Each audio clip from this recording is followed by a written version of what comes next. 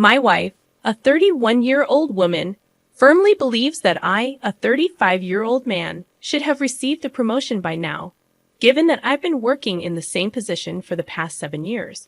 Her frustration began to surface after 5 years in this job, when she started making sarcastic remarks. She would often compare my situation to her friend's husband, who got a promotion after just 2 years, and her sister's fiancé, who secured a position after only 3 years at their respective jobs. Ironically, she's been working in retail for 9 years, but has never had the opportunity to move up in her career. I suspect that her constant need to one-up others plays a role in her expectations. For instance, if one of her friend's spouses buys them an expensive item, she expects me to follow suit, simply because others have done so. Unfortunately, we're all too aware of the challenging economic situation in the United States due to the significant increase in prices over the past years. While I do my best to make my wife feel special, there are times when her demands seem excessive, especially when we can't afford such extravagances. Her disappointment with me grew over the past 2 months. Her closest friend received a new car for her birthday from her husband, and my wife expected the same from me. I had to remind her that I was still paying off the last car I bought her. This led to her giving me the cold shoulder, and our communication became sporadic at best. We exchanged greetings when we crossed paths, but that was the extent of it. I slept in the guest room and refused to indulge her because, at this point, I felt she could buy her own car. She believed that giving me the silent treatment would compel me to meet her demands. But when that didn't happen, she stopped talking to me altogether. Then, last week, I came home early from work. I had informed her that I'd be coming home at this time from now on, although she didn't inquire why. I had been prepared to explain my reason if she had asked.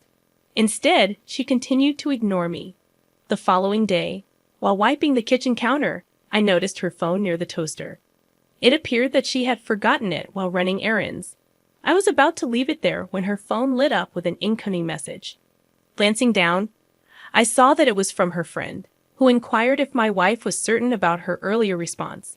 To my shock, my wife's previous message stated that she was leaving me because I was losing my job, and she couldn't tolerate it any longer. She added that there was no reason for her to stay, and our marriage had become pointless in our lives. I must admit, I was deeply hurt by her words. I never considered our marriage pointless, but it seemed that my wife viewed it as a one-sided relationship, with her taking more than giving. Her assumption that I was losing my job simply because I mentioned coming home early was a typical reaction for her. She always made assumptions without asking questions, so I decided not to inform her about my recent promotion, which came with a substantial pay increase and reduced work hours, because I was now managing my own team. I preferred to remain silent and let her think what she wanted. 2 days after I stumbled upon her text messages, she came downstairs while I was preparing dinner, with 2 suitcases packed, and announced that she was going to stay with her closest friend for a while to sort things out. I inquired about her intentions, and she explained that she believed our marriage was no longer working, and she wasn't happy. I respected her decision to leave and continued with my evening. The next day, my first paycheck with the pay increase hit my account, and I was astounded by the amount of money I would now be earning. I contacted my good friend, her closest friend's husband, and suggested we go car shopping together. He picked me up, and we drove to the dealership. After choosing a car I liked, I drove away in my new vehicle. We had lunch together before parting ways to our respective homes. I suspected he might have mentioned my new car and the money I spent on it to his wife, or that my wife was present during the conversation. All of a sudden, my wife called my phone. I didn't answer the first call and let her call 2 more times before picking up on the 3rd ring. She asked if it was true that I had purchased an expensive new car, and I confirmed that I had. She then questioned how I could afford it after I had been laid off.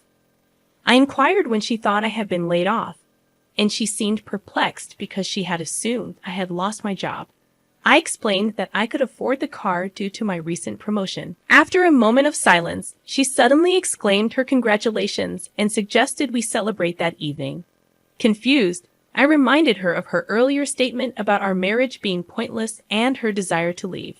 She stuttered, attempting to come up with excuses, but I assured her it was all right and that I was fine celebrating alone. When she insisted on seeing me, I hesitated, explaining that it didn't seem wise considering her earlier feelings about our marriage. I believed she should stand by her initial decision. In response, she called me heartless and accused me of never loving her.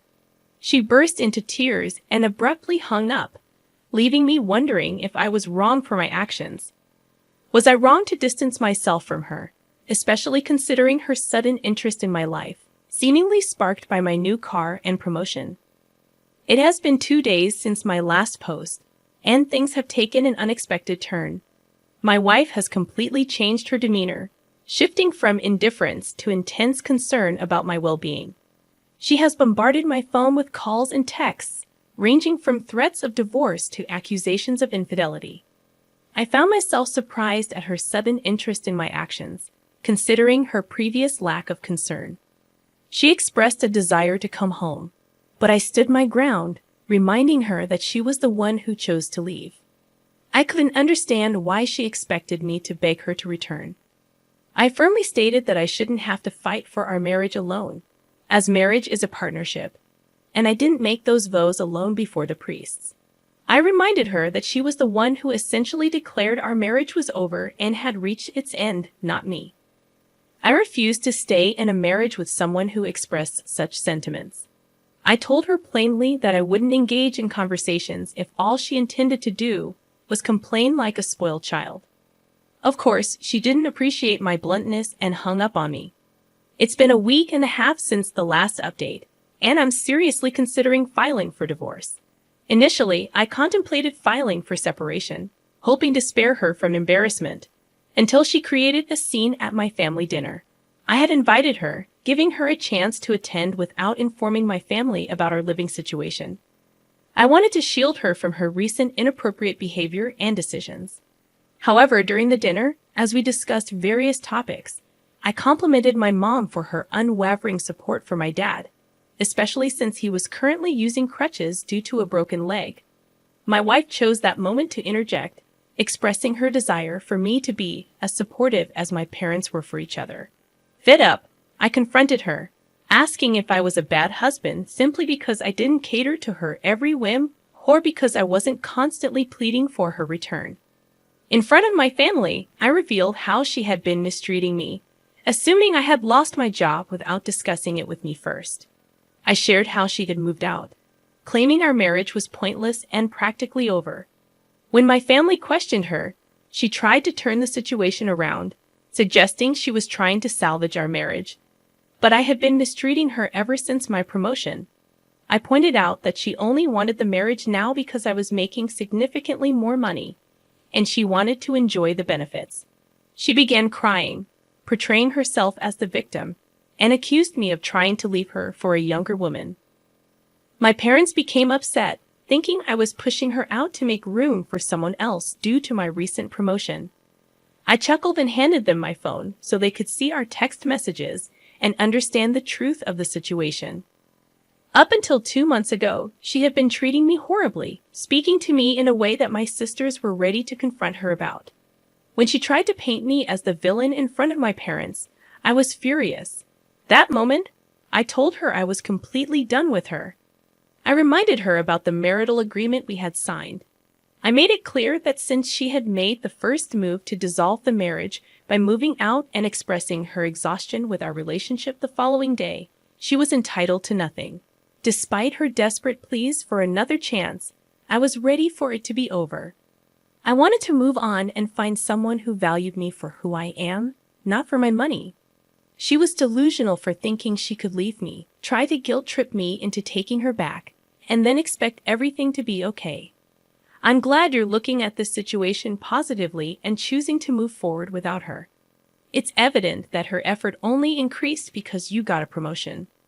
You deserve someone who appreciates you for who you are, not for your success. As for my own struggles, I've always found it challenging to pay attention and focus on things I find boring.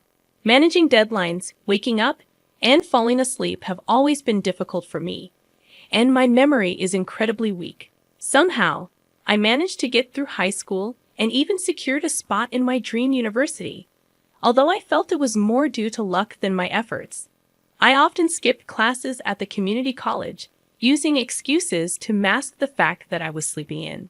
This behavior made me feel awful about myself, fearing that if anyone discovered my laziness, they would hate me and think I was a failure. My self-esteem took a severe hit, and I developed imposter syndrome, general anxiety disorder, and an eating disorder due to my self-loathing. When university started, it became even harder to maintain my grades. Despite my best efforts, I kept missing deadlines, struggled to pay attention in class, and found it nearly impossible to focus on my studies. I tried everything: attending learning skill classes, reading every self-help book, locking myself in my dorm room, but I still felt like I was falling short academically. I was at an all-time low mentally until I stumbled upon an article about ADHD that felt like it was narrating my life story. Every little symptom described seemed to fit me perfectly. This discovery gave me newfound hope that I could get help. Fortunately, I was still covered by my parents' insurance. I promptly consulted a neurologist, which cost me $50, a detail that might become significant later on. The neurologist confirmed it was a classic case of ADHD and also diagnosed a memory problem. He provided me with a comprehensive treatment plan, including medication. I felt an overwhelming sense of relief and validation. Yesterday, I took half a pill for the first time, and it was a transformative experience. It was as if someone had turned off a loud noise that I hadn't even realized was there. I'd never felt so focused and calm in my entire life. Excited, I called my family to share the news. However, my mom abruptly interrupted me, asking me to bring her some pills when I got home. My father chimed in, suggesting that my 16-year-old brother, who likely had a more severe case of ADHD than mine, should try them too, as he was struggling to maintain his grades. I was deeply uncomfortable with their request and suggested they consult a doctor themselves since it wasn't expensive and the wait times weren't long. But they brushed it off, insisting that ADHD medication was common nowadays, with people obtaining them from friends. And if it worked so well for me, why wouldn't I want the same for them? They claimed I was being overly uptight and making a fuss out of nothing. I'm torn because I understand people often share these medications, but I'm worried about the legality and potential consequences. Additionally, I fear running out when I need them, which might sound selfish. I want to emphasize that my brother is completely unaware of this situation and is the sweetest young boy who would never pressure anyone for anything. I want to express my gratitude to everyone for their supportive comments.